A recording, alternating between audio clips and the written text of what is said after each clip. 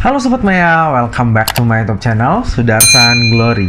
Apa kabar Sobat Maya semuanya? Saya harap semuanya seperti biasa ya, selalu sehat, selalu bahagia, dan makin sukses. Sobat Maya, walaupun Porto saat ini lagi merah, tapi hati harus tetap ceria ya. Apakah Sobat Maya sudah tahu atau sudah mendengar nih tentang kasus China Evergrande? Nah, jadi kasus China Evergrande ini saat ini lagi hangat-hangatnya diperbincangkan dan merupakan salah satu kekhawatiran dari para investor, selain isu tapering tentunya.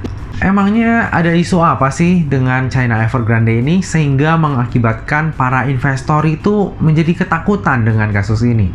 Jadi, China Evergrande Group itu adalah perusahaan investasi, pengembang, dan pengelola industri properti terbesar kedua di China. China Evergrande Group sendiri itu didirikan pada tahun 1996 dan dulunya itu bernama Heng Ta Group.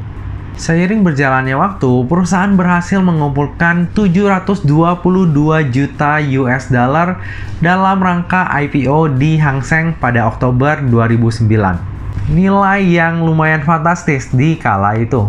Lalu pada tahun 2010, perusahaan mengembangkan sayap bisnisnya dengan membeli Guangzhou Evergrande FC, sebuah klub sepak bola di China. Selain itu, perusahaan juga memiliki merek air mineral sendiri, yaitu Evergrande Spring. Gak berhenti sampai di situ, perusahaan terus melebarkan sayapnya mengembangkan bisnisnya ke berbagai industri seperti panel surya, peternakan babi, agribisnis, kesehatan, hingga ke susu formula. Puncak kejayaan dari Evergrande Group ini adalah pada tahun 2017, di mana harga sahamnya sendiri itu naik hampir 6 kali lipat di tahun tersebut. Nah, perusahaan yang kinerjanya bagus banget sampai masuk ke Fortune 500, kenapa saat ini bisa menjadi kekhawatiran para investor ya? Jawabannya adalah karena dua hal. Yang pertama adalah hutang yang terlalu besar, dan yang kedua adalah manajemen perusahaan yang buruk. Dari puncaknya di tahun 2017, harga saham dari Evergrande Group ini sudah turun hampir 90%. Familiar? Nah, bagi Sobat Maya yang udah menonton video saya yang ini, pasti udah tahu lah ya familiar ataupun mirip dengan saham apa. Sama-sama di sektor properti juga. Tapi Evergrande ini jauh lebih parah Sobat Maya. Hingga saat ini Evergrande adalah salah satu perusahaan yang memiliki hutang terbesar di dunia. Hutangnya adalah sebesar 305 miliar USD. Itu kalau dirupiahkan itu sekitar 4.300 triliun. Sebagai perbandingan, hutang Indonesia pada akhir Juli 2021 itu adalah sebesar 6.570 triliun. Artinya, hutangnya dari China Evergrande Group ini udah hampir seperti hutang satu negara. Gila banget nggak tuh?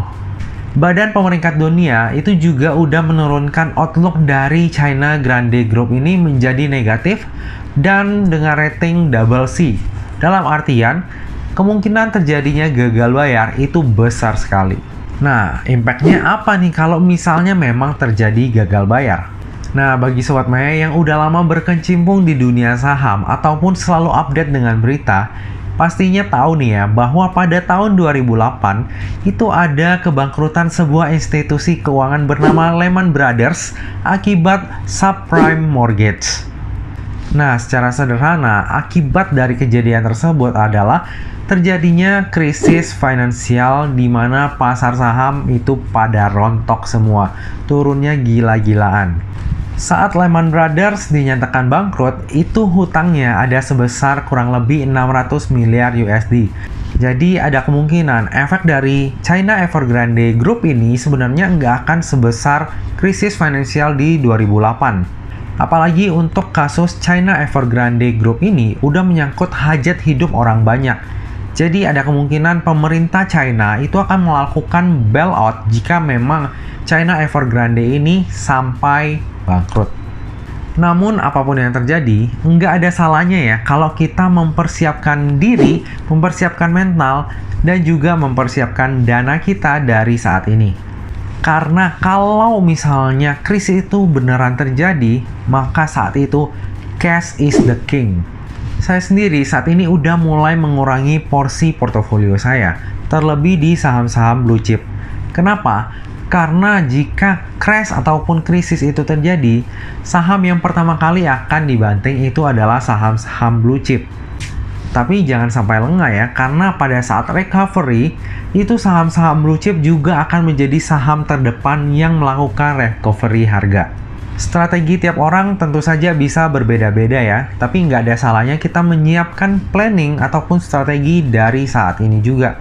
Nah, tapi jangan karena menyiapkan strategi, kita sampai jadi panik ya, ataupun khawatir yang berlebihan.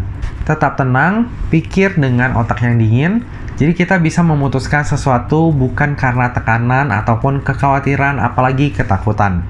Lalu sebagai penutup, pelajaran apa sih yang kita bisa petik dari Evergrande ini?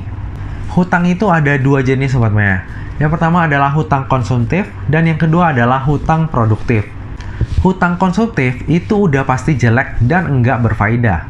Nah, untuk hutang produktif, walaupun itu sebenarnya bagus untuk membangun ya, tapi kalau misalnya terlalu besar dan salah kelola, itu bisa jadi hal yang jelek juga.